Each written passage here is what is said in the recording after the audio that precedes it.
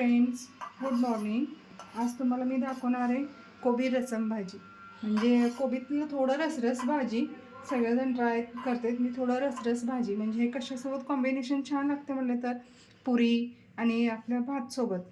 पुरीसोबत तर सगळेजण वाटाणा बटाटा पनीर ते करतात, नंतर मटकी उसळ करतात.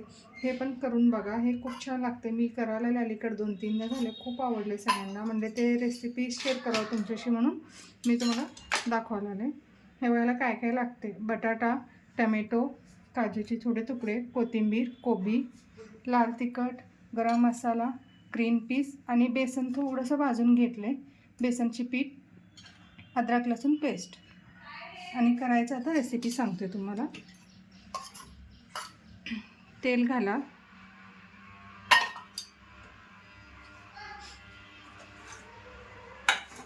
कसं एकासोबत केलं ना भातासोबत पण होते आणि पुरीसोबत पण होते. असं तर हे सगळेजण करतात कोबी. ते थोडंसं वेगळं आहे, टेस्ट पण छान लागते आणि गरम भाकरीसोबत तर खूप छान लागते. कोण भाकरी खातात ना आवडीने, त्याच्यासोबत कॉम्बिनेशन खूप छान लागते. तर कर्नाटक साईडला तर करतात असं भाकरीसोबत रसरस कोबी म्हणून.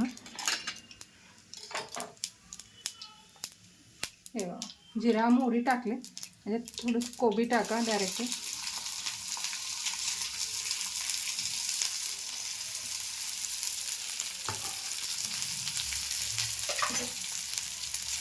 थोडं कोबी मऊ होईपर्यंत भाजून घ्यायचं.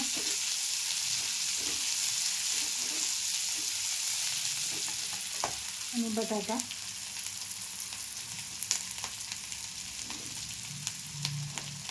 टमॅटो अर्धाच घ्या. कसं कोबी आणि बटाटा शिजवापर्यंत टमॅटो जरी त्याच्यात शिजवला ना खूपच आंबट होते भाजी. कोण आंबट खात असेल तर आवडत असेल घालू शकतं जास्त.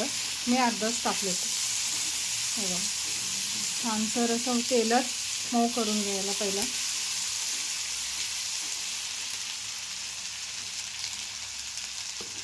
आणि काजू कसं जरा रिच पण वाढते आणि आधीमध्ये तोंडात आलं छान लागते खायला, असं काजू कुर्मासारखं.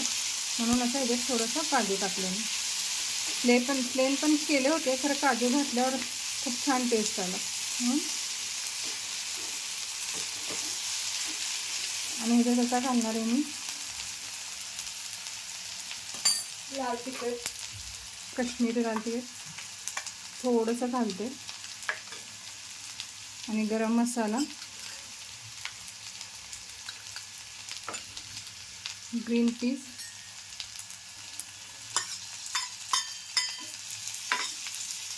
अद्रक लसूण पेस्ट,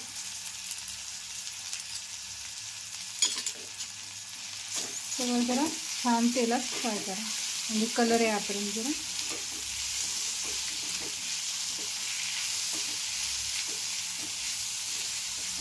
कोथिंबीर आत्ता थोडं घालते आणि लास्टला थोडं घालते.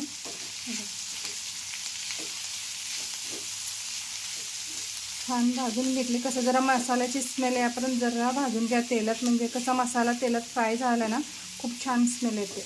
गडबडीत आणि जरी टाकलं ना मग त्याची स्मेल येतच नाही. जे मसाले घातले असते ना आम्ही त्याच्यात स्मेल येत नाही छान असं. आणि थोडं केवढं बघून आम्ही थोडं पाणी घालायचं त्याच्यात. रस केवढा पाहिजे तेवढा घालायचं.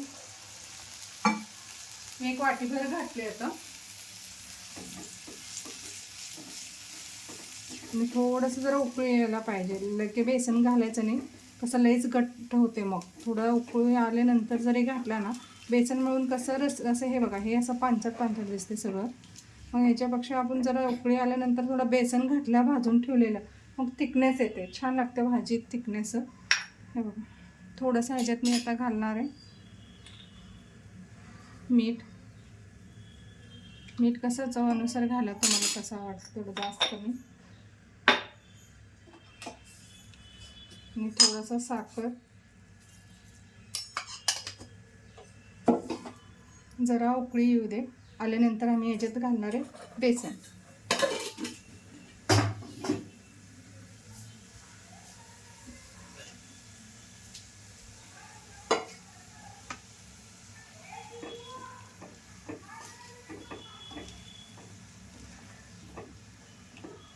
हे बघा, म्हणजे किती छान कलर येते ते मिरची पावडर म्हणून. तिखट तर काहीच असत नाही, खरं कलर सुंदर दिसते. करून बघा तुम्ही पण.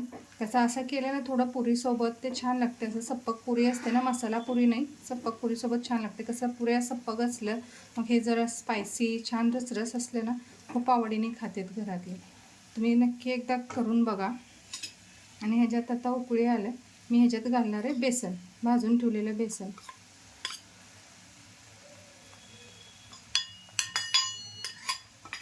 जरा बेसन घालून छान असं उकळी येऊ द्या, म्हणजे थिकनेस येते.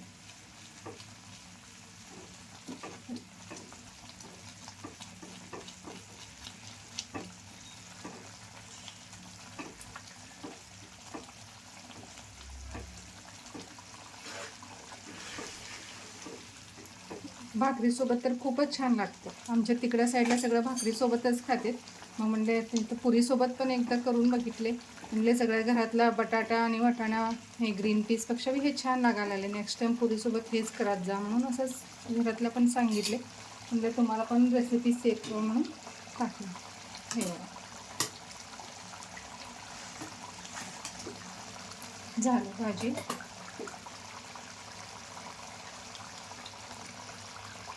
तुम्ही पण ट्राय करा एकदा रेसिपीने मला कमेंट करून सांगा कसं वाटलं. नेहमी कोबी करता ते आवडलं का माझं रेसिपी आवडलं नक्की कमेंट करून सांगा. धन्यवाद व्हिडिओबद्दल. फ्रेंड्स, तयार झाले कोबी रसम भाजी. हे बघा असं छान लागते, थिकनेस पण येते बेसन घातले म्हणून. हे बघा तुम्ही पण एकदा नक्की ट्राय करून बघा. आमचे तर खूप आवडले सगळ्यांना. तुम्ही पण मला कमेंट करून सांगा. थँक्यू.